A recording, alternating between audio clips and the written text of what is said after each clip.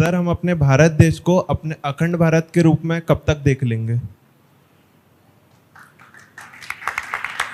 बैठिए।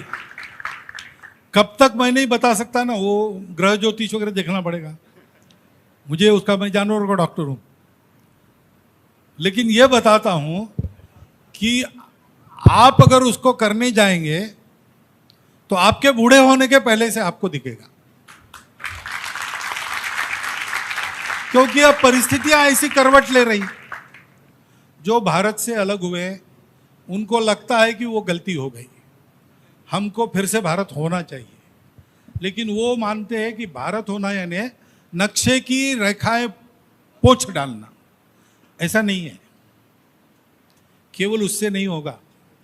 भारत होना यानी भारत के स्वभाव को स्वीकार करना। वो स्वभाव मंजूर नहीं था, इसलिए भारत का विखंडन हुआ है। वो स्वभाव जब आ जाएगा तब कुछ बदलना नहीं पड़ेगा, सारा भारत एक हो जाएगा। तो अपने जीवन से सब पड़ोसी देशों को ये सिखाना, ये काम हमको करना पड़ेगा और हम कर रहे हैं। हम मालदीव को पानी पहुंचाते हैं, श्रीलंका को पैसा पहुंचाते हैं, नेपाल में भूचाल में मदद पहुंचाते हैं, बांग्लादेश को मदद, सबको मदद कर रहे हैं और ये बताकर कर रहे हैं। उनको भी मालूम है। सार्क का अध्यक्ष बनते समय प्रेमदासा का भाषण मैंने सुना है।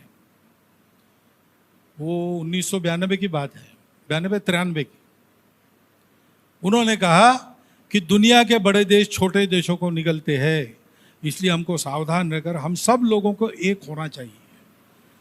और दक्षिण एशियाई देशों को ये कोई कठिन काम नहीं है, क्योंकि आज हम दुनिया में अलग अलग देश जाने जाते हैं, लेकिन वास्तव में हम एक ही भारतीय मुख्य भूमि के अंग है। I am quoting him, he spoke in English. मैं हिंदी में आपको भाषांतर, अक्षरशः भाषांतर बनता। हम एक ही मुख्य भारत भूमि के अंग रहे हैं, ये उन्होंने कहा है। तो ये अंगांगी भाव उत्पन्न हो जाए। भारत मेरी माता है, मैं उसका भक्त हूं।